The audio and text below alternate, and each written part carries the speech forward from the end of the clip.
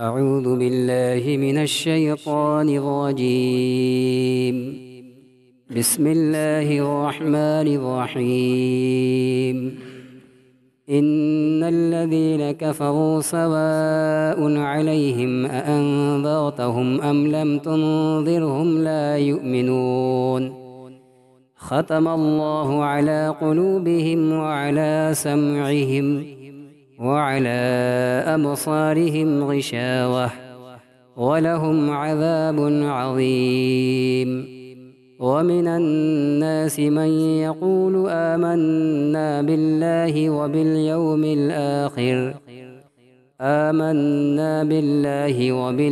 الآخر وما هم بمؤمنين.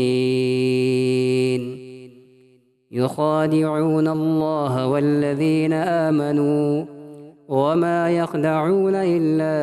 أنفسهم وما يشعرون. في قلوبهم مرض فزادهم الله مرضا ولهم عذاب أليم بما كانوا يكذبون.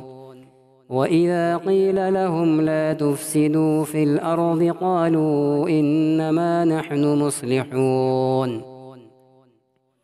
ألا إنهم هم المفسدون ولكن لا يشعرون. وإذا قيل لهم آمنوا كما آمن الناس قالوا أنؤمن كما آمن السفهاء. ألا إنهم هم السفهاء ولكن لا يعلمون. وإذا لقوا الذين آمنوا قالوا آمنا وإذا خلوا إلى شياطينهم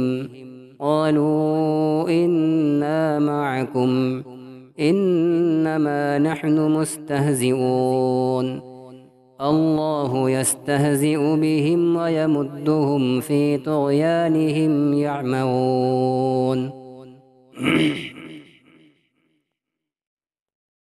حضرات گرامی، محترم بزرگوں اور دوستوں اور عزیز ساتھیوں،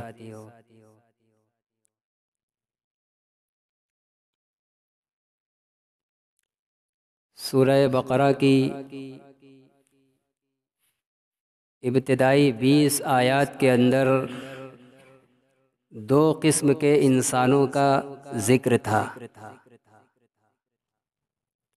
ایک ماننے والوں کا اور دوسری قسم نہ ماننے والوں کی۔ ان 20 آیات کے اندر پہلی 5 آیت کے اندر الف لام میم سے ہم المفلحون تک، پہلی 5 آیات میں سے 2 آیت کے اندر اس کتاب کے کتاب ہدایت ہونے کا تذکرہ تھا، اور اس کے بعد 3 آیتوں کے اندر ان مخصوص لوگوں کا تذکرہ تھا جو ماننے والے تھے، جو مومنین اور متقین کہلاتے ہیں، اور پھر ان کی 5 صفتوں کا بیان تھا۔ 5 آیتوں کے بعد اب بقیہ 15 آیتیں نہ ماننے والوں کے بیان اور ان کا تذکرہ کے بارے میں ہیں۔ اور نہ ماننے والے بھی 2 قسم کے ہیں، اللہ تعالیٰ کو نہ ماننے والے، قرآن کو نہ ماننے والے، نبیوں اور رسولوں کو نہ ماننے والے 2 قسم کے ہیں۔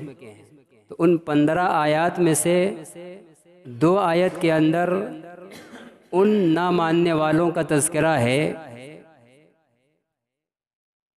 جو کھلم کھلا بھی نہیں مانتے اور اندر سے بھی نہیں مانتے، جو کافر ہیں، منکر ہیں، اندرونی طور پر بھی اور ظاہری طور پر بھی۔ اور پھر اس کے بعد بقیہ 13 آیات کے اندر ان نہ ماننے والوں کا تذکرہ ہے جو اندر سے تو نہیں مانتے لیکن ظاہر میں ماننے کا اظہار کرتے ہیں۔ پہلا طبقہ نہ ماننے والوں کا جو اندر باہر ہر طرح سے کافر ہے، نہ ماننے والا ہے، اس کو عام طور پر کافر کہا جاتا ہے، اور وہ لوگ جو اندر سے دل سے نہ ماننے والے ہیں لیکن بزدلی یا کسی دنیاوی منفعت کی وجہ سے ظاہر میں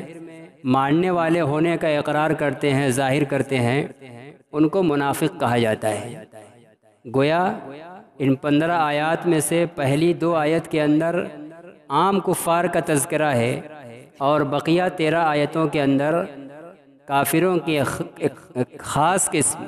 جو بڑے مضر اور نقصان دہ جن کو منافق کہا جاتا ہے ان کا تذکرہ ہے۔ فرماتے ہیں پہلے طبقے کے بارے میں اللہ کے نبی صلی اللہ علیہ وسلم کو ایک طرح سے تسلی دینے کے طور پر آپ جب دعوت دیتے تھے، اللہ کا پیغام پہنچاتے تھے، تو آپ کے اندر بڑا درد ہوتا تھا، کڑھن ہوتی تھی، اور ہر ایک کے بارے میں بے پناہ فکر ہوتی تھی کہ کس طریقے سے یہ مان جائے۔ اللہ تعالیٰ نے آپ کے اس کڑھن والی اور لوگوں کے تعلق سے مومن ہو جانے کی جو آپ کے اندر حرص تھی، لالچ تھی، متعدد انداز میں اللہ نے جگہ جگہ تذکرہ کیا ہے۔ کئی جگہ تو کہا لعلک باخع نفسک الا یؤمنون، وہ لوگ ایمان نہیں لائیں گے، اس کے پیچھے لگتا ہے کہ آپ کو کڑن ہے، اتنی فکر ہے، لگتا ہے کہ آپ اپنے آپ کو ہلاکت میں ڈال دیں گے، فکر اور سوچ اور ٹینشن میں اپنے آپ کو کسی نقصان میں ڈال دیں گے، اتنا آپ کو فکر اور غم اور لوگوں کے ایمان لے آنے کی لالچ رہا کرتی تھی۔ یہاں بھی آپ کو آپ کی اسی کیفیت کو دیکھ کر اللہ تعالیٰ پہلی آیت کے اندر تسلی بھی آپ کو دے رہے ہیں، جہاں ایک طرف ضدی اور معاند اور ہٹ دھرم کافروں کی مذمت ہے اس آیت کے اندر، وہیں دوسرا پہلو نبی کریم صلی اللہ علیہ وسلم کے لیے تسلی کا ہے۔ اللہ فرماتے ان الذین کفروا، بلا شبہ جو لوگ کافر ہو گئے، سواء علیہم اانذرتہم ام لم تنذرہم، برابر ہے ان کے اوپر کہ آپ ان کو ڈرائیں یا آپ ان کو نہ ڈرائیں، لا یؤمنون، وہ ایمان لانے والے نہیں ہیں۔ یہاں کافر سے مراد عام کافر نہیں ہیں، ایسا نہیں ہے کہ جس وقت یہ آیت نازل ہوئی اس وقت آپ سے کہا جا رہا ہے کہ جتنے لوگ کافر ہیں آج وہ ان میں سے کوئی ایمان نہیں لائے گا، یہ مطلب نہیں ہے۔ اس آیت کے نزول کے بعد بہت ساری تعداد، بہت بڑی تعداد کافروں کی مسلمان ہوئی ہے۔ یہاں کافر سے مراد خاص قسم کے کافر لوگ ہیں جن کی اپنی نفسانی خباثت اور اندرونی عناد اور ضد کی وجہ سے، ہٹ دھرمی کی وجہ سے اللہ نے ان کے دلوں پر مہر لگا دی تھی، فیصلہ کر دیا تھا کہ یہ کافر ہی رہیں گے، یہ ایمان نہیں لائیں گے، جیسے ابو جہل تھے، ابو لہب، امیہ ابن خلف، یہ جو کفار مکہ کے جو گرو گھنٹال ان کے سردار اور سربراہردہ کہلاتے تھے، یہ ان جیسے ضدی کافروں کے بارے میں اللہ تعالیٰ کہہ رہے ہیں کہ یہ جو کافر ہو چکے ہیں اپنی باطنی خباثت کی بنا پر، اپنی ضد، عناد اور ہٹ درمی کی بنا پر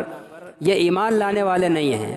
آپ چاہیں ان کو ڈرائیں نہ ڈرائیں، یہ سب ان کے اوپر برابر ہے، ان کے اوپر کوئی فرق پڑنے والا نہیں ہے، یہ ایمان لانے والے نہیں ہیں۔ تو ضدی اور ہٹ دھرم کافروں کے بارے میں کہا جا رہا ہے۔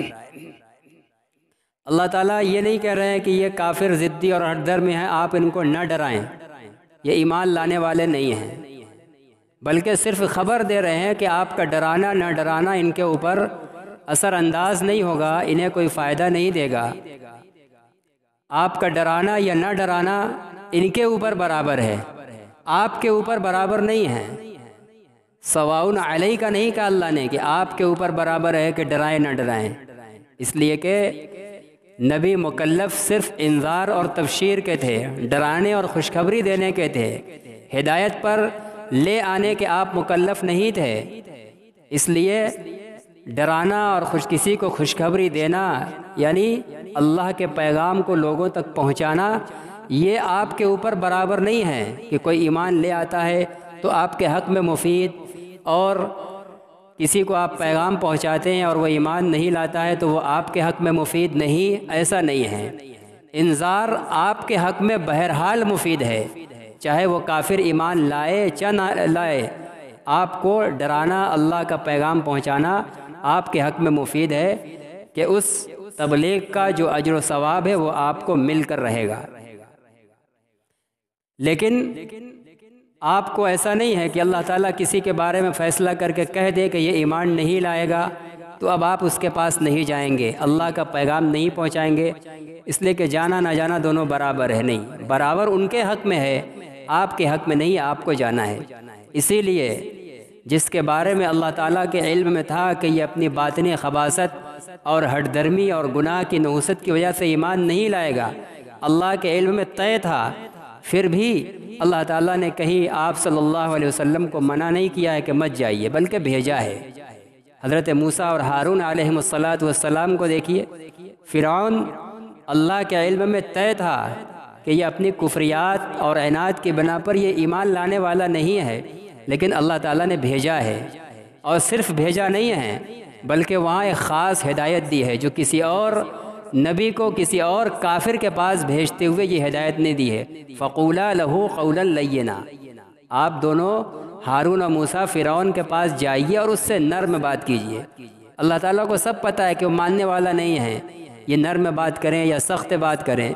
لیکن اتمام حجت کے لیے بھیجنے کو کہہ رہے ہیں، اور دوسرے جو جا رہا ہے مبلغ اور داعی، چاہے نبی ہو اپنے زمانے کا یا نبیوں کے زمانے کے علاوہ کوئی ولی ہو، کوئی اور داعی مخلص ہو، جب وہ کسی بندے کے پاس اللہ کا پیغام پہنچانے جائے گا تو اس کا جانا اس کے حق میں مفید ہے، اس کا کہنا سننا اس کے حق میں مفید ہے، اجر و ثواب کا ذریعہ ہے، چاہے سامنے والا مخاطب اس کی بات کا اثر قبول کرے یا نہ کرے۔ اسی سے مفسرین نے یہ مسئلہ مستنبط کیا ہے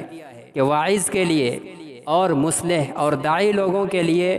ان کی دعوت و تبلیغ کا، وعظ و نصیحت کا اجر و ثواب بہرحال ملے گا، چاہے اس کا اثر عوام قبول کرے یا نہ کرے۔ اس لیے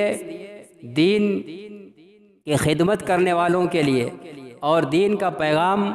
پہنچانے والوں کو کبھی مایوس نہیں ہونا چاہیے۔ عموماً آدمی مایوس ہو جاتا ہے کہ لوگ تو آتے نہیں، کوئی تو سنتا نہیں، کوئی مانتا نہیں۔ ہم ان چیزوں کے مکلف نہیں ہیں، بندوں تک بات کو پہنچا دینے کی کوشش کر جانا، یہی اسی بات کے مکلف ہے اور اسی پر ہم اجر و ثواب کے حقدار ہیں۔ اس لیے یہاں ایک طرف اللہ کے نبی صلی اللہ علیہ وسلم کو براہ راست تسلی ہے، تو دوسری طرف آپ کے واسطے سے آپ کی امت کے تمام مبلغین اور داعیان مصلحین جو ہر زمانے میں اللہ کے بندوں تک دین کا پیغام پہنچا رہے ہیں، ہر ایک کے لیے تسلی ہے کہ آپ کو آپ کی خدمت کا، تبلیغ کا، پہنچانے کا اجر و ثواب بہرحال ملے گا، چاہے مخاطب اثر قبول کرے یا نہ کرے۔ تو اللہ تعالیٰ آپ کو یہاں تسلی بھی دے رہے ہیں اور دوسری طرف ان ضدی کافروں کا حال بھی بیان کر رہے ہیں کہ یہ اپنی باطنی خباثت اور طبیعت اور اپنی ہٹ درمی اور عناد کی وجہ سے اتنی گڈھے میں جا چکے ہیں، اتنے گر چکے ہیں کہ اب اللہ تعالیٰ ان کو ہدایت نہیں دیں گے۔ اب اس پر کوئی اعتراض نہیں کر سکتا کہ جب اللہ تعالیٰ نے یہ فیصلہ کر ہی دیا ہے کہ وہ ایمان نہیں لائیں گے تو پھر ان کا کیا قصور ہوا؟ ان کا قصور ہے۔ اللہ تعالیٰ نے جو فیصلہ کیا ہے ایمان لانے کا، صرف اس لیے فیصلہ نہیں کیا کہ ابو جہل تھا، ابو لہب تھا، وہ اپنی ضد، عناد اور ہٹ درمی میں یہاں تک پہنچ گئے تھے کہ اب اللہ تعالیٰ نے اب فیصلہ کیا ہے کہ اب ان کو ہدایت پر اور سیدھے راستے پر لانے کی ضرورت نہیں ہے۔ یہاں کافروں کے تذکرے کے ساتھ ساتھ عام گناہگار کو بھی ڈرنے کی ضرورت ہے۔ علماء نے لکھا ہے کہ آدمی جب مسلسل گناہ کرتا چلا جاتا ہے اللہ تعالیٰ دیکھتے ہیں کہ کبھی اس کے اندر خیال ہی نہیں آتا ہے واپس آنے کا، تو اللہ تعالیٰ اس کو اس کے حال پر چھوڑ دیتے ہیں۔ تو بندہ خود اپنے اصرار اور گناہ پر ڈھٹائی کے ساتھ جمتے رہنے کی وجہ سے اس بات کا ذریعہ بن جاتا ہے کہ اللہ اس کو مردود بنا دیں، اس کو گمراہ کرنے کا فیصلہ کر دیں۔ تو اللہ تعالیٰ از خود فیصلہ نہیں کرتے، اللہ تعالیٰ نے از خود چھٹیا نہیں کیا ہے کہ فلاں کو ہم ایمان دیں گے، فلاں کو کفر پر رکھیں گے۔ بلکہ کسی ایک کو اگر ہمیشہ کفر پر یا گمراہی پر، یا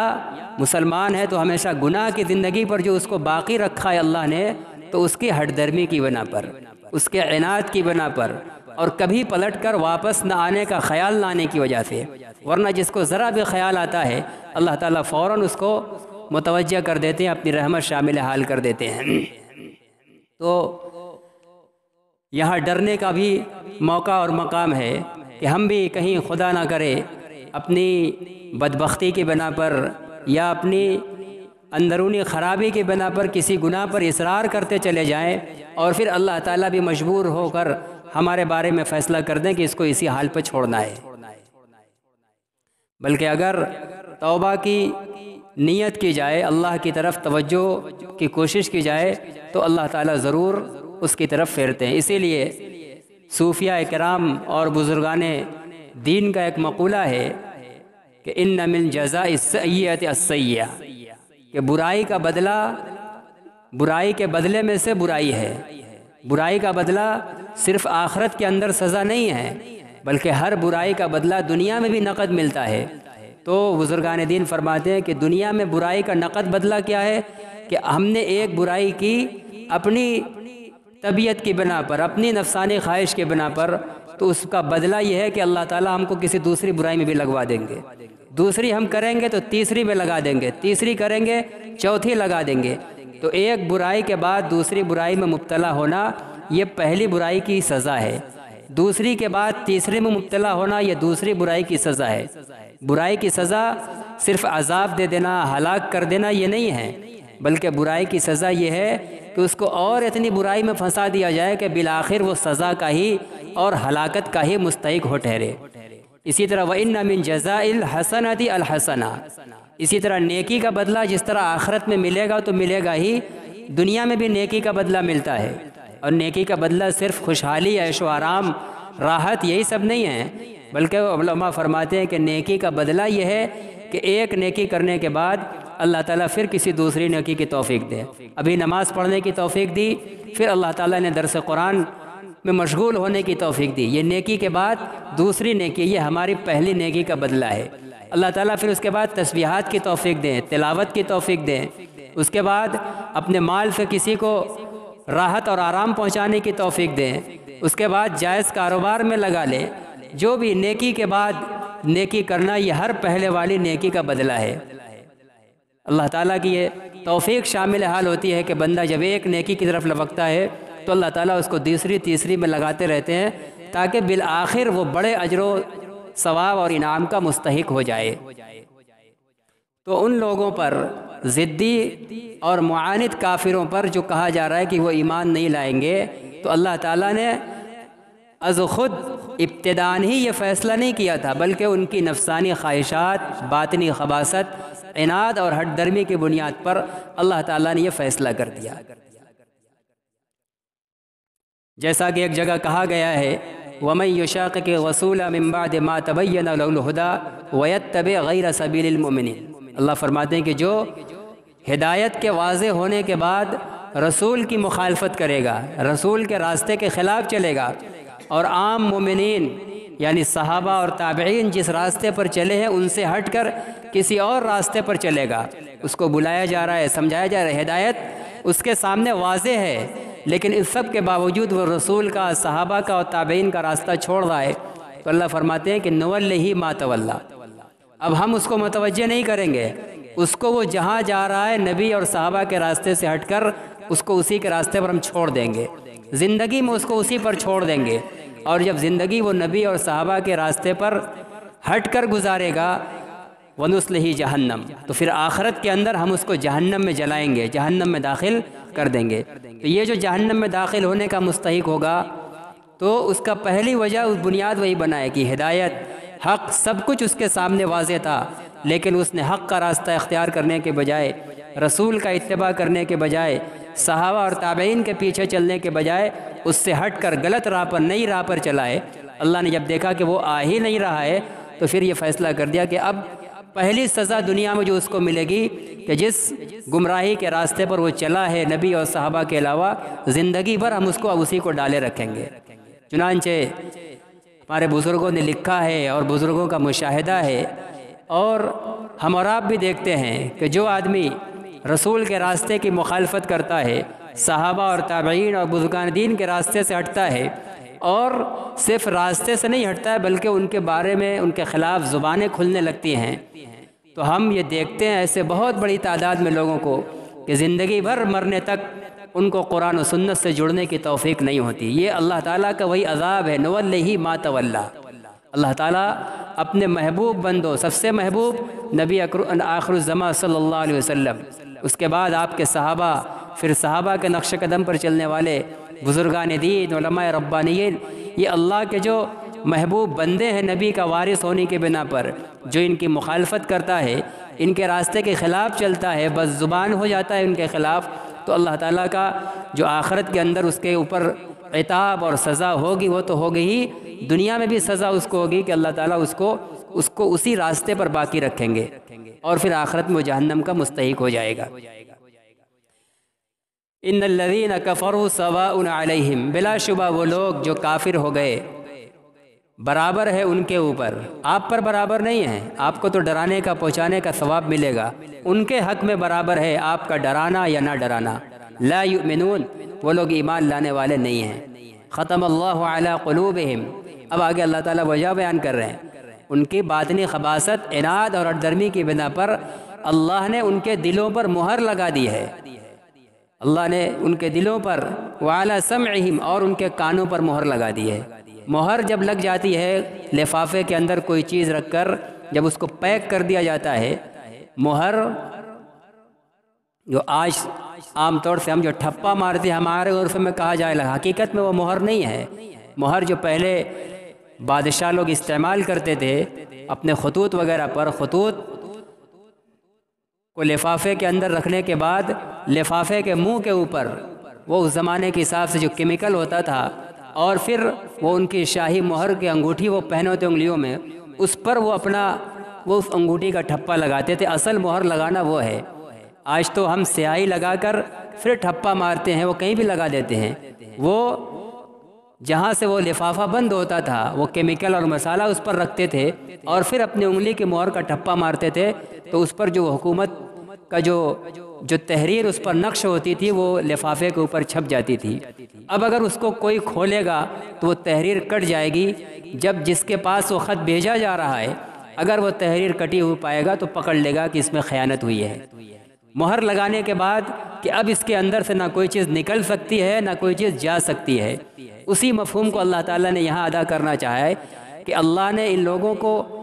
یہ ایمان کیوں نہیں لائیں گے، اللہ نے ان کے دلوں پر اور کان پر مہر لگا دیا ہے، اللہ کی مہر لگی ہے۔ جیسے بادشاہ دنیا کا جب اپنے خط کے لفافے پر مہر لگاتا ہے تو اب نہ اس میں سے کچھ نکل سکتا ہے نہ کچھ جا سکتا ہے، اللہ کی ان ضدیوں کے کانوں پر اور ان کے دلوں پر مہر لگ چکی ہے۔ اس لیے اب اگر کوئی ہدایت کی بات ان کے سامنے بیان بھی کرے گا تو نہ ان کے کان کے اندر جائے گی، اور جب کان میں نہیں جائے گی تو دل کے اندر بھی نہیں اترے گی۔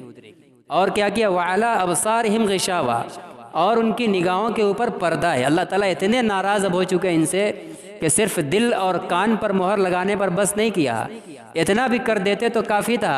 لیکن اللہ تعالیٰ کی ناراضگی کا اظہار ہے، ان کی نگاہ کے آگے پردہ بھی ڈال دیا ہے کہ اب ان کو حق دکھا بھی نہیں رہا ہے، نظر ہی نہیں آ رہا ہے کہ یہ حضرت محمد رسول اللہ صلی اللہ علیہ وسلم ہے، یہ جو قرآن پیش کر رہے ہیں اللہ کی کتاب ہے، برحق ہے، پردہ پڑا ہوا ہے، نظر نہیں آ رہا ہے۔ دل اور کان پر مہر لگائی ہے اور نگاہ کے اوپر پردہ ڈالا ہے۔ نگاہ کے اوپر پردہ کیوں ڈالا ہے؟ کیونکہ نگاہ صرف آگے کا دیکھتی ہے، اگر پردہ ڈال دیا جائے تو آگے کا بھی دیکھنا بند کر دے گی۔ ہم سامنے کی طرف متوجہ ہیں تو ہماری نگاہ دائیں بائیں پیچھے کا نہیں دیکھ سکتی، تو نگاہ کے اوپر صرف پردہ لٹکانا کافی تھا کہ یہ حق بات اب دیکھ نہ سکیں، اور کان اور دل کے اوپر پردہ لٹکانا کافی نہیں تھا۔ کان اور دل کے اوپر باتیں گھسنا اور پہنچانا کسی جہت کی اس میں پابندی نہیں ہے۔ ایسا نہیں کہ آپ یہاں بیٹھ کے بولیں گے تو کان میں آواز جائے گی، سامنے بیٹھ کے بولیں تو نہیں جائے گی، پیچھے بیٹھ کے بولیں تو نہیں جائے گی، یا بائیں کان کی طرف بیٹھ کے بولیں تو داہنے میں آواز نہیں جائے گی، ایسا نہیں ہے۔ کان سننے میں جہت کا پابند نہیں ہے، اسی طرح دل اپنے اندر چیزوں کو محفوظ کرنے میں کسی جہت کا پابند نہیں ہے۔ اس لیے ان میں باتوں کو روکنے کے لیے مہر لگانا ضروری تھا، پردہ کافی نہیں تھا۔ کان پر پردہ لٹکا دے، شال لپیٹے ہوئے، لیکن آواز سب جا رہی ہے، تو کان کو سننے سے روکنے کے لیے پردہ لٹکانا کافی نہیں تھا۔ دل حق کو محفوظ نہ کر سکے، پردہ لٹکانا کافی نہیں تھا، اس لیے اللہ نے ان دونوں اعضاء پر تو مہر لگا دیا کہ اس میں کچھ گھسے ہی نہ۔ اور آنکھ کے لیے پردہ لٹکانا کافی تھا، صرف سامنے کا وہ دیکھتی ہے تو نگاہ کے اوپر پردہ لٹکا دیا کہ یہ آنکھ سے اب حق دیکھ بھی نہ سکے۔ وَلَهُمْ عَذَابٌ عَظِيمٌ، اور ان کے لیے دردناک عذاب ہے۔ یہ تو سب دنیا کا عذاب ہی عذاب ہے کہ اللہ نے گناہ میں مسلسل لگے رہنے کی وجہ سے ان کے دلوں پر، کانوں پر مہر لگا دی۔ اللہ تعالیٰ کو اب یہ پسند نہیں ہے کہ ہماری حق بات ان کے دل اور کان سے ٹکرائے، اتنی اللہ تعالیٰ کو ناراضگی ہو چکی ہے۔ اللہ تعالیٰ کو پسند نہیں ہے کہ ان کی نگاہ اب ہمارا حق کلام، ہماری حق بات دیکھے، ان کی آنکھ کو ڈھانک دو، دیکھنے کی طاقت باقی نہ رہے۔ وَلَهُمْ عَذَابٌ عَظِيمٌ، دنیا کے ان عذاب کے ساتھ آخرت میں ان کے لیے بڑا دردناک عذاب ہوگا۔ یہ ہوا پہلی قسم کے نہ ماننے والے کا تذکرہ، جو اندر سے نہیں مانتے تھے اور کھلے عام آپ صلی اللہ علیہ وسلم کا اور ایمان کا انکار بھی کرتے تھے اور مخالفت بھی کرتے تھے۔ دوسری قسم وہ لوگ تھے جو اندر سے تو نہیں مانتے تھے، لیکن مسلمانوں کے مجمع میں جب آتے تھے تو بزدلی کی بنا پر یا کسی دنیاوی مفاد کی بنا پر کہتے تھے کہ ہم آپ کے ساتھ ہیں، ہم ایمان لائے۔ ان کو منافق کہا جاتا ہے۔ منافق نفاق کا تعلق چونکہ دل کی کیفیت سے ہے، اس لیے نفاق کے اوپر اطلاع صرف اللہ کے بتلانے سے ہی ہو سکتی ہے۔ آپ صلی اللہ علیہ وسلم کو وحی کے ذریعے بتلا دی جائے اور آپ متنبہ فرما دیں کہ فلاں منافق ہے، فلاں منافق ہے، اس طریقے سے تعین ہو سکتی ہے، جیسا کہ آپ کے زمانے میں ہوئی۔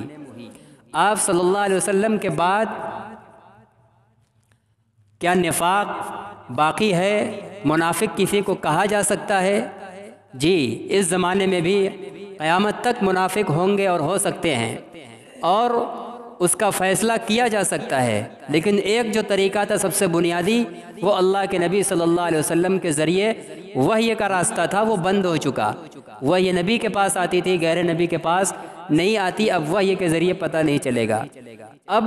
کچھ اعمال ہیں، کچھ عقائد ہیں جس کے خلاف اظہار پر اب کسی کے بارے میں فیصلہ کیا جا سکتا ہے۔ ایک شخص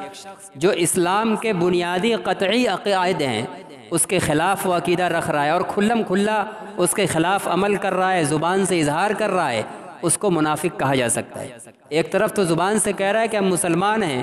لیکن اسلام کے مسلمہ اور قطعی عقیدے کا کہ جس کو یہ دل سے ماننا مسلمان اور مومن ہونے کے لیے ضروری ہے، ان میں سے کسی ایک کا بھی اس کے خلاف وہ عمل کر رہا ہے، اس عقیدے کے اوپر تبرہ بازی کر رہا ہے، تو یہ بھی نفاق ہی ہے۔ لیکن فرق اب یہ ہے کہ اب علماء اس کو منافق نہیں کہتے۔ جو کسی اسلام کے مسلمہ عقیدے کے خلاف چلے، ظاہر میں وہ منافق ہی ہوا، پتہ چل گیا کہ ہاں اس کے دل کے اندر ایمان نہیں ہے، لیکن اس کو منافق نہیں کہا جاتا، تاکہ وہ اصطلاح جو وحی کے ذریعے معلوم ہوتی تھی جس کا نفاق، اور بعد میں جس کے عمل کے ذریعے معلوم ہو رہی ہے، کسی قطعی یقینی عقیدے کے خلاف عمل کرنے یا بولنے کے ذریعے ہو رہی، دونوں میں فرق ہو جائے، اس بعد والے کو علماء نے الحاد سے تعبیر کیا۔ اب اس کو منافق نہیں کہتے، معنی کے اعتبار سے وہ منافق ہے ہی، لیکن ہر چیز کی دین کے اندر مختلف مواقع کی اصطلاح قائم کی گئی ہے، تو اب اصطلاح کے اعتبار سے اس کو ملحد کہا جاتا ہے، جو ضروریات دین اور قطعیات دین کی یقینی عقائد میں سے کسی کے خلاف چلتا ہے، ہم دیکھ رہے ہیں کہ اس کے خلاف کر رہا ہے، تو اس کو ہم ہے وہ منافق، لیکن اس کو ملحد کہیں گے، اس کو زندیق کہیں گے۔ تو اب انہی دوسرے لوگوں کا اللہ تعالیٰ تذکرہ فرما رہے ہیں، وَمِنَ النَّاسِ مَن يَقُولُ آمَنَّا بِاللَّهِ وَبِالْيَوْمِ الْآخِرِ، کہہ رہے ہیں کہ اور لوگوں میں سے کچھ وہ لوگ ہیں جو کہتے ہیں کہ ہم ایمان لائے اللہ پر اور آخرت کے دن پر۔ یہاں جن منافقین کا تذکرہ چل رہا ہے وہ منافقین تو اس زمانے میں جو یہودیوں میں سے تھے، منافقین زیادہ تر یہودیوں میں کے تھے، یہاں انہی کا تذکرہ ہے۔ اور ایک چیز یہاں غور کرنے کی ہے، وہ منافقین اپنی تمام خرابیوں کے باوجود اندر سے کفر تھا اور بہت ذلیل تر لوگ ہیں۔ اللہ تعالیٰ نے کہا ان المنافقین فی الدرک الاسفل من النار، کافروں سے بھی سخت زیادہ ان کے اوپر ناراضگی ہے کہ یہ جہنم کے سب سے نچلے گڈھے میں ہوں گے۔ اتنی ان کی اللہ تعالیٰ کے ان کے اوپر اللہ تعالیٰ کی ناراضگی ہے ان کی خباثت کی بنا پر۔ لیکن ایک چیز جو ان کے اندر ہے کہ جھوٹ بولنے سے بچ رہے ہیں۔ ظاہر کے اندر اپنے گمان میں جھوٹ تو ہے، لیکن اپنے خیال میں جھوٹ اہل عرب کیا اتنا معیوب سمجھا جاتا تھا کہ وہ دور جاہلیت کی تمام خرابیوں میں مبتلا رہنے کے باوجود بھی جھوٹ سے بہت نفرت کرتے تھے۔ یہ یہودی منافقین تھے اور یہودی آسمانی کتابوں پر یقین رکھتے تھے، قیامت پر ان کا یقین تھا، مرنے کے بعد اٹھائے جانے پر یقین تھا۔ اسی لیے یہاں جب وہ اظہار کر رہے ہیں تو وہ نہیں کہہ رہے ہیں کہ ہم اللہ پر ایمان لائے، رسول پر ایمان لائے، قرآن پر ایمان لائے۔ رسول اور قرآن کا ذکر نہیں کر رہے ہیں، بلکہ کہہ رہے ہیں آمنا باللہ وبالیوم الآخر، ہم اللہ اور آخرت کے دن پر ایمان لائے تاکہ ہماری بات جھوٹ نہ ہو۔ اللہ اور آخرت پر ان کا ایمان تھا۔ یہ الگ بات ہے کہ اسلام کی نظر میں وہ ان کا ایمان معتبر نہیں تھا، اس لیے کہ اللہ پر ایمان وہ ویسا نہیں رکھتے تھے جیسا ایمان نبی صلی اللہ علیہ وسلم یا خود ان کے نبی کی تعلیم میں تھا۔ وہ عزیر کو اللہ کا بیٹا سمجھنے لگے تھے۔ یہ اللہ کی الوہیت اور وحدانیت کے خلاف ہے۔ اسی طرح آخرت پر ان کا یقین تھا، لیکن ویسا یقین نہیں تھا جیسا ہمارے نبی نے یا ان کے نبی نے بتلایا تھا۔ ان کا عقیدہ یہ تھا کہ آخرت قائم ہوگی، جزا و سزا ہوگی، لیکن ہم لوگ نبی کی اولاد ہیں، ہم کو کچھ نہیں ہوگا۔ ہم لوگ نبی کی چونکہ اولاد ہیں تو ہم اس لیے ہم جنتی میں جائیں گے۔ اگر جہنم میں جانا بھی ہوا تو وہ ہمارے باپ داداؤں نے جو چند دن گائے کے بچھڑے کی پوجا کر لی ہے تو اتنے ہی دن جانا ہوگا، ورنہ ہم تو نبی کے خانوادے سے تعلق رکھتے ہیں، ہم تو جنت میں جائیں گے۔ تو آخرت کے دن پر یقین تو رکھا، لیکن غلط تفسیر اس کی غلط مفہوم کے ساتھ یقین رکھا، جبکہ اللہ کے ہاں آخرت کے دن جزا اور سزا جو ہوگی وہ ایمان اور عمل صالح پر ہوگی، قرابت اور تعلق اور نبی سے رشتہ داری کی بنیاد پر نہیں ہوگی۔ لیکن اتنا بھی چونکہ اللہ اور رسول پر تو وہ ایمان رکھتے نہیں تھے، قرآن پر ایمان نہیں رکھتے تھے، اس لیے یہاں دو چیز کا صرف تذکرہ کیا ہے کہ ہم بچ بھی جائیں اور ہماری بات جھوٹ بھی نہ ہو، اور اللہ اور آخرت کے دن پر وہ اپنے خیال کے مطابق ایمان تو رکھتے ہی تھے۔ لیکن اللہ تعالیٰ کرے کہ وما ہم بمؤمنین، وہ منافقین کہہ رہے ہیں کہ ہم ایمان رکھتے ہیں، لیکن اللہ کہہ رہے ہیں کہ وہ مومن نہیں ہیں، وہ ایمان والے نہیں ہیں۔ کیوں؟ اس لیے کہ صرف اللہ اور آخرت کے دن پر ایمان رکھنا مومن ہونے کے لیے کافی نہیں ہے، بلکہ اس کے ساتھ اور چیزیں بھی ہیں، رسولوں پر، کتابوں پر، نبی آخر الزماں صلی اللہ علیہ وسلم پر، قرآن پر، سب چیز پر ایمان رکھنا ہے۔ اور دوسرے آپ جو اللہ اور قرآن پر ایمان رکھ بھی رہے ہو وہ بھی غیر معتبر رکھ رہے ہو، منمانی رکھ رہے ہو۔ جو دو چیز پر رہنے کا دعویٰ ہے وہ بھی غلط، جیسا رکھنا چاہیے ویسا نہیں ہے۔ یخادعون اللہ والذین آمنوا، اللہ فرماتے ہیں کہ وہ لوگ اللہ کو دھوکہ دے رہے ہیں اور ایمان والوں کو دھوکہ دے رہے ہیں، یعنی اپنے اس قول سے کہ آمنا باللہ وبالیوم الآخر، تاکہ مومنین اور نعوذ باللہ رسول صلی اللہ علیہ وسلم ہماری اس بات سے دھوکے میں آ جائیں اور ہم کو مومن سمجھ لیں۔ اللہ تعالیٰ کو اپنا نبی اور اپنے ماننے والے اتنا محبوب ہیں کہ وہ منافقین دھوکہ ان کو دینا چاہ رہے، رسول کو، صحابہ کو، لیکن اللہ تعالیٰ رسول کا تذکرہ نہیں کیا، اپنا تذکرہ کہ یخادعون اللہ، گویا رسول کو دھوکہ دینا اللہ تعالیٰ یہ بتلا رہے ہیں کہ ایمان والوں کو دھوکہ دینا، صحابہ کو دھوکہ دینا یہ رسول کو دھوکہ دینا ہے، اور رسول کو دھوکہ دینا یہ اللہ کو دھوکہ دینا ہے۔ کیوں؟ اس لیے کہ رسول کو جو مغالطہ دینے کی اور دھوکے میں ڈالنے کی کوشش کی جا رہی ہے اس بنیاد پر کہ وہ اللہ کا پیغام پہنچا رہے ہیں، اس لیے حقیقت میں رسول کو دھوکہ دینے والا رسول کو نہیں دے رہا ہے، اللہ کو دھوکہ دینا چاہ رہا ہے۔ یخادعون اللہ والذین آمنوا، وہ منافقین لوگ دھوکہ دینے کی کوشش کر رہے ہیں، دھوکہ نہیں دے رہے، اللہ تعالیٰ کون دھوکہ کھائے گا؟ یخادعون اللہ والذین آمنوا، وہ دھوکہ دے رہے ہیں اللہ کو اور ایمان والوں کو۔ کرے وما یخدعون الا انفسہم، وہ اپنے خیال میں اللہ کو دھوکہ دے رہے ہیں، کہہ رہے ہیں کہ وما یخدعون الا انفسہم، حالانکہ وہ نہیں دھوکہ دے رہے مگر اپنے آپ ہی کو۔ اللہ کو دھوکہ کیسے دیں گے؟ دھوکہ تو وہ کھاتا ہے جس کو کچھ معلوم نہ ہو، آپ کے پیچھے آپ کے راستے میں کسی نے گڈھا کھود دیا اور اس کے اوپر سے کوئی بہت نرم نازک چیز ڈال دی اور آپ اس سے غافل اور لا علم ہیں، ظاہر ہے کہ آپ برابر چلے آئیں گے اور آپ گڈھے میں گر جائیں گے، پتہ نہیں لگا۔ لیکن جس کے سامنے وہ عمل ہوا ہو، پتلا اس کے اوپر کاغذ یا چادر ڈالی گئی ہو تاکہ آنے والا کوئی گر جائے، تو جس کے سامنے وہ عمل ہوا ہے وہ کیسے اس سے دھوکہ کھائے گا؟ وہ آ کر پہلے ہی رک جائے گا کہ نہیں، میرے سامنے یہاں گڈھا کھود کر اس پر چادر یا گھاس پھوس ڈالی گئی ہے، پیر رکھیں گے تو گر جائیں گے۔ اللہ علیم و خبیر ہے، تمام چیزوں چھوٹی بڑی ذرات سب کچھ اس کے علم کے اندر ہے، تو اس کو کیا دھوکہ دیں گے؟ اللہ کرے کہ در حقیقت وہ اپنے ہی کو دھوکہ دے رہے ہیں، اس لیے کہ اس دھوکے کا وبال اور یہ جو جھوٹے ایمان کا تذکرہ کا اظہار کر رہے ہیں، اس کا انجام اور سزا تو انہی کو بھگتنی ہے، ایمان والوں کو نہیں بھگتنی ہے، نعوذ باللہ نبی کو نہیں بھگتنی ہے، اللہ کو اس کو کچھ نہیں جھیلنا ہے، انجام سب انہی لوگوں کے سامنے آنا ہے۔ اس لیے در حقیقت وہ اپنے ہی کو دھوکہ دے رہے ہیں۔ وما یشعرون، لیکن بیوقوف اتنے ہیں کہ سمجھتے نہیں، اتنے بڑے بیوقوف ہیں کہ اللہ تعالیٰ فرما رہے ہیں کہ دھوکہ اپنے کو دے رہے ہیں اور سمجھ رہے ہیں کہ اب ایمان والوں کو دے رہے ہیں، رسول کو دے رہے ہیں۔ تو یہ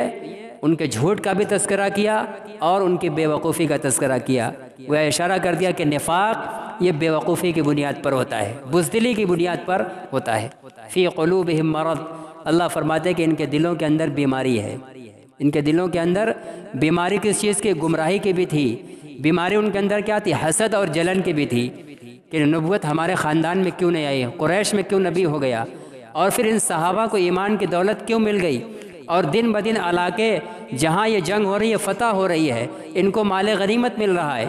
تو ایمان ان سب چیزوں پر ان کو حسد ہوتا تھا۔ اور حسد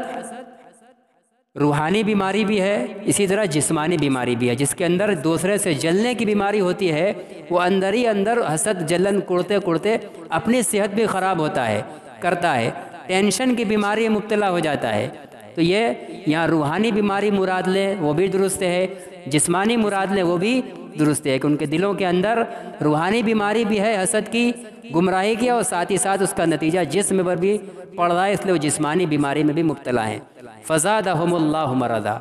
جب یہ بیماری کے اندر مبتلا ہیں تو اللہ تعالیٰ نے ان کی بیماری کو اور بڑھا دیا۔ جتنا دن بدن صحابہ میں ایمان والوں کی تعداد بڑھا رہے ہیں، ان کے اوپر فتوحات بڑھا رہے ہیں، اور یہ صرف اندر اندر جلتے جا رہے ہیں، جتنا جلن بڑھ رہی ہے بیماریاں بڑھتی جا رہی ہے۔ وَلَهُمْ عَذَابٌ عَلِيمٌ، دنیا میں بیماری بڑھ رہی ہے اور کرے آخرت کے اندر ان منافقین کے لیے دردناک عذاب ہوگا۔ بِمَا كَانُوا يَكْذِبُونَ، اس وجہ سے کہ وہ لوگ جھوٹ بولتے تھے، ان کے مغضوب ہونے کی یا ان کے اوپر عذاب کی اصل بنیادی وجہ تو نفاق ہے، دل کے اندر کفر چھپانا اور ایمان زبان سے جھوٹے ظاہر کرنا اور صحابہ سے ایمان والوں سے جلنا، دھوکہ دینے کی کوشش کرنا، یہ سب ان کے عذاب کی اصل وجہ ہے۔ لیکن یہ سب وجہ نہ بتلا کہ اللہ تعالیٰ کیا کرے، بما کانوا یکذبون، تو ان کا جھوٹ ان کی اصل ان کے عذاب کی وجہ ہے۔ کیوں؟ جھوٹ کو بنیاد اس لیے قرار دے رہے ہیں کہ اگرچہ نفاق ان کا اصلی جرم ہے، لیکن ان سب کے اسباب اگر دیکھا جائے تو پیچھے سب کے اندر جو اسباب بنتے ہیں، سبب بنتا ہے، وہ جھوٹ ہی ہے۔ اگر جھوٹ کی ان کے اندر عادت نہ ہوتی، جھوٹ وہ بولنے سے پرہیز کرتے، تو منافق ہو ہی نہیں سکتے تھے۔ منافق اور نفاق جھوٹ ہی کے جذبے کی بنیاد پر پیدا ہوتا ہے۔ دل کے اندر کوئی چیز ہے اور زبان سے کوئی چیز ظاہر کرے، جھوٹ ہی تو ہے۔ تو نفاق اگرچہ اصل وجہ ہے، لیکن اس نفاق کی وجہ بنی ہے جھوٹ کی عادت، اس لیے اللہ تعالیٰ کہہ رہے ہیں کہ عذاب کی وجہ ان کا جھوٹ بولنا ہے۔ جھوٹ سے اگر آدمی پرہیز کر لے، جھوٹ سے آدمی اگر بچنے کا تہیہ کر لے، بہت سی چیزوں سے بچ سکتا ہے۔ اللہ کے نبی صلی اللہ علیہ وسلم نے ایک حدیث کے اندر واقعہ بھی ہے کہ ایک شخص آیا زنا کی اجازت چاہنے کے لیے، آپ صلی اللہ علیہ وسلم نے اس کو اجازت دے دی، لیکن ایک شرط لگائی تھی، ایک عہد کر لو کہ تم جب بھی میرے پاس آؤ گے مجھ سے کبھی جھوٹ نہیں بولو گے۔ اس نے چوری کی اجازت مانگی تھی،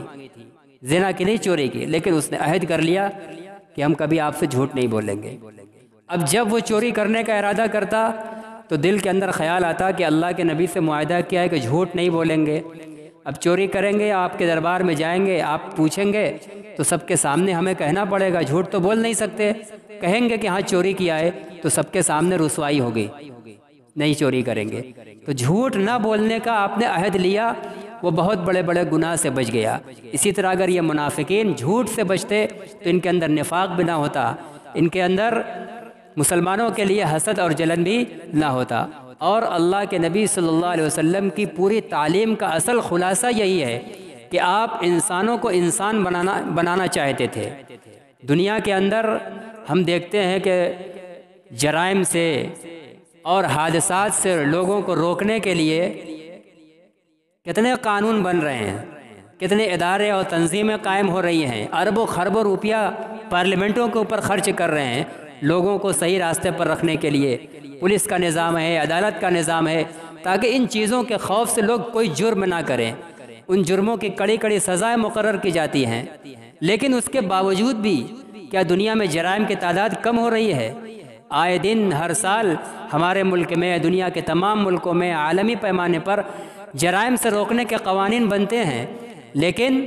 خود ان قوانین کے بنانے والے جرائم کے اندر مبتلا ہوتے ہیں۔ اسی لیے جناب رسول اللہ صلی اللہ علیہ وسلم کی تعلیمات میں، آپ کی ہدایات میں قانون سازی کم ہے اور انسانیت کی افراد سازی زیادہ ہے۔ انسان جب انسان بن جائے گا تو پھر اس کے لیے کسی قانون کی ضرورت نہیں ہے۔ ایک انسان حقیقی معنی میں انسان بن گیا، اللہ کا خوف اور ڈر اس کے اندر آ گیا، اب وہ جھوٹ نہیں بولے گا، وہ چوری نہیں کرے گا، کسی کو ستائے گا نہیں، زنا نہیں کرے گا، کسی بھی قسم کے جرم کے اندر مبتلا نہیں ہوگا، اس لیے کہ اس کا دل سنور چکا ہے، اس کے اندر انسانیت آ گئی ہے۔ تو انسان کے لیے کسی قانون کی، پولیس کی اور ڈنڈے کی ضرورت نہیں پڑتی۔ اللہ کے نبی صلی اللہ علیہ وسلم اسی لیے اس دنیا کے اندر تشریف لائے تھے، اور آپ نے صحابہ کی ایک بڑی ٹیم انسان بنا کر ہی لوگوں کے سامنے پیش کی تھی۔ اگر ہم بھی نبی کی تعلیم پر آ کر یا دنیا میں نبی کی تعلیمات عام کرا کر قانون سازی کے بجائے انسانوں کو انسان بنانے کی محنت زیادہ کر دی جائے اور انسان بڑھنا شروع ہو جائیں، انسانوں کے اندر انسانیت آ جائے، تو نہ دنیا میں عدالتوں میں پیسے خرچ ہوں گے، نہ پولیس کی ضرورت ہوگی، نہ ڈنڈے کی ضرورت ہوگی، اور نہ بار بار کڑے سے کڑے قوانین کی ضرورت پڑے گی۔ تو اللہ تعالیٰ نے جو ان کے سزا کی اصل وجہ قرار دی، بہت ساری وجوہات کو چھوڑ کر جو بنیادی وجہ تھی کہ ان کے جھوٹ بولنے کی عادت یہ سب کرا رہی ہے، اس لیے ان کو جھوٹ بولنے پر آخرت کے اندر دردناک عذاب ملے گا۔ اور بھی ابھی بقیہ کئی آیتوں کے اندر منافقین کی خصلتوں کا تذکرہ ہے، آگے انشاءاللہ اس کو بیان کیا جائے گا۔ اللہ تعالی ہم تمام لوگوں کو ان ہدایات پر چلنے کی اور جو مذمت جن چیزوں کی یہاں بیان کی گئی ہے ہم سب کو اس سے بچنے کی توفیق عطا فرمائے۔